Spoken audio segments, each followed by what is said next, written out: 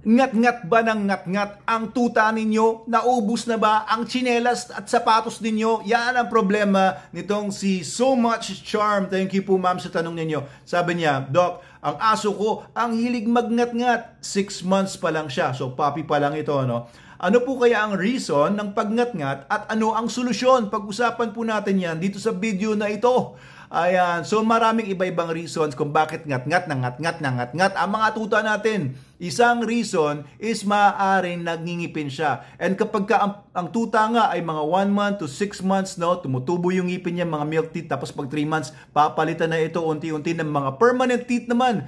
Makikita niyo maghuhulugan yung mga ibang ngipin, tapos by the time ng mga 6 to 8 months siya ay kumpleto na yung permanent teeth niya at talagang astig na yung mga ngipin niya, puting-puti. So itong mga puppies na ganyan, dahil nga nagtutubuan yung mga ngipin nila, meron silang, ang tinatawag ng iba dyan ay nangangati yung ngipin nila, kaya meron silang tendency na talaga maghanap ng mga bagay-bagay para nguyain. Ayan, so nare-relieve sila somehow sa pagnguya nila ng pain and discomfort and yung irritation na dala-dala ng pagngingipin. Ayan, so nangangati na nga daw, sabi ng iba.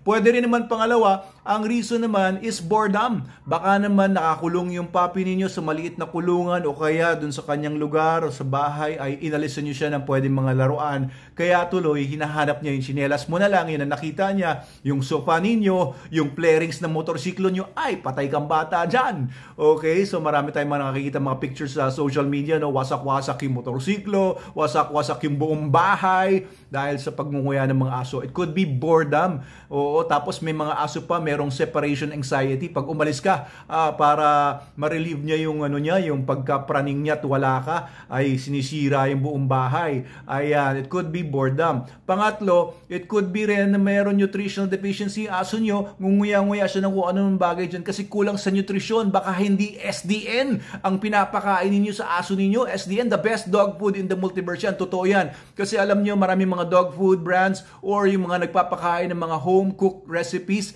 ay puro starchy materials lang, kanin, tapos mga gulay-gulay, mga corn, wheat, soya, mababasa nyo sa ingredients ng dog food nila. Yang kailangan ng tuta ninyo, animal material, karne. Kaya yung SDN42 natin, ang pinakamagandang dog food dahil yan ang may pinakamaraming dehydrated meat content sa lahat ng mga dog food na available sa market ngayon. Mapa-imported man, mapa-local yan, pinakamaganda pa rin ang SDN, pinakamaraming meat material yan. Okay, so yung SDN, pag pinakain nyo rin, hindi nyo na kailangan magbigay ng vitamins, minerals, at mga kung ano-ano, calcium. Hindi nyo na kailangan kasi kompleto na yan. Siniksik na po natin dyan because it's my formula. Ayan, so dinevelop ko talaga yan para sa mga dogs namin sa Manalo Canine and marami po kami mga dogs. So ito po, pwede rin po, ang reason naman, number 4, ng aso ninyo kaya siya nguya ng nguya ay because pinapalakas niya yung jaws niya. Alam niyo yung mga dogs kasi wala naman silang kamay, di ba? So, for them to play, for them to hold objects, for them to defend themselves, di ba? Poprotektahan nila yung sarili nila. Kailangan nila malakas yung panga nila as much as possible. So, yung mga aso talaga, mahilig maggipin dahil ay ine-exercise nila yan. Ayan. Baka kasi kulang siya sa exercise. Baka hindi niya siya nilalabas ng bahay at bored na siya sa loob ng bahay. Okay, baka po kailangan ninyong bigyan siya ng exercise. Walking is good, pero alam nyo, if you can afford to give your dog a big yard, a big space sa labas, hayaan nyo siya, magtatatakbo dyan, maglalaro dyan, kasi alam nyo, by doing that, mas maraming na-expend na energy. Lalo na kung may kalaro siyang ibang aso or ibang tao, ayan, very good yan. Kasi, ayun nga, maraming mga dogs nga nagkikreate kayo ng boredom kung wala naman siya activities. Lalo na yung mga working dogs, kagaya ng mga Belgian Malinois. Pag hindi mo binigyan ng trabaho yan, ikaw ang bibigyan ng trabaho niyan, ikaw bibigyan ng sakit ng ulo niyan kasi they're working dogs, they need to work. Ang isip nila, kailangan kong magtrabaho, kailangan kong gumawa ng mga kung ano-ano. Kaya pagka naging bored yan, ayan, pagdidiskitahan niya kung ano yung makita niya, pwede niyang pagdiskitahan. Oo. At pwede rin naman, ang reason kaya yung aso po ninyo ay nguya na nguya ay gusto naman niya mag-explore. Yan. Because they're very curious, no? Puppies are very curious, lalo na yung mga dogs na kilala for being intelligent breeds, intelligent dogs. They need to satisfy their curiosity. Kaya pag ginuya nila isang bagay, gaya nitong Super Dog Shampoo, nguyain ngayon yan. Tapos, pagka nakita nyo kung ano nasa loob, uy, di ba, nag-explore siya. Tumatalino siya by doing that. So, kung nguyain niya yung mga tsinelas mo, titignan niya kung ano nasa loob. Nguyain niya yung halaman, titignan niya kung anong lasa. So, these animals are intelligent animals, so they need their curiosity to be satisfied. That's why they're doing that. So, maaring yan po yung mga ilang mga dahilan kaya sila nguya ng nguya. So, okay. So, what can you do? Ano yung mga solusyon ninyo? Provide objects na pwede nilang nguyain, kagaya ng mga toys, or kung para po malinis din yung ngipin nila para masatisfy yung pagnguya nila, bigyan nyo ng chew toys, yung mga Dentasticks, okay na yun. May mga iba pang mga brands na pwede nyong panguyain sa kanila, malilinis pa yung ngipin nila by doing so. Pero pag SDN pinapakain nyo, hindi po masyadong wala masyadong starch yan, konting-konti lang yung rice na dinagdag namin dyan, kaya hindi nag-accumulate yung mga materials ng dog food doon sa mga ngipin, kagaya ng pag sa ibang dog food na puro starches. At ayun, malinis yung ngipin nila. Kahit si Logan ko, ang tanda na, pero hindi puro tartar yan, hindi puro plaque.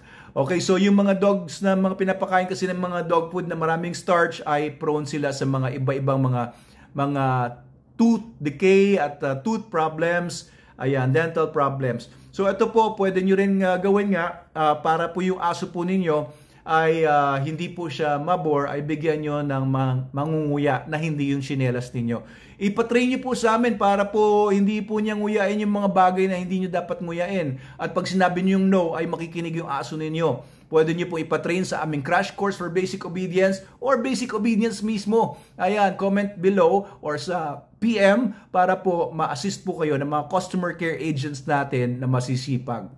Okay, so do not feed your dog bones. Baka gusto nyo bigyan kasi ng mga bones. May mga nagre-recommenda na pakainin daw yung mga aso ng bones. Whether cooked yan, whether raw, I do not recommend feeding your dogs bones kasi po pwedeng mag-cause yan ng obstruction sa throats. Nakikita po namin yan sa mga vet clinics, o kaya obstruction sa ngalangala, o obstruction sa pababa ng esophagus, sa tiyan, obstruction sa bituka, magpapasurgery pa kayo. Magkano magpa-surgery para magtanggal ng mga obstruction doon dahil bumarabara na yung mga buto sa loob. Okay, so do not feed your dog bones.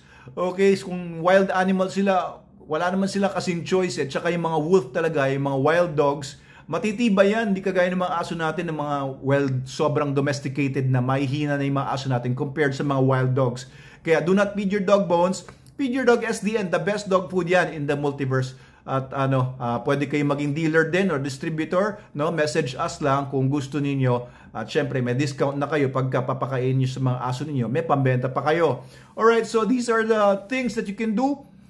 Expend their energy, give them something to chew, give them training, and give them good nutrition para po mabawasan yung chewing nila. Pero marami po kayong magagawa, pero hindi nyo naman totally matatanggal yan kasi normal yan, natural instinct talaga ng mga dogs yan.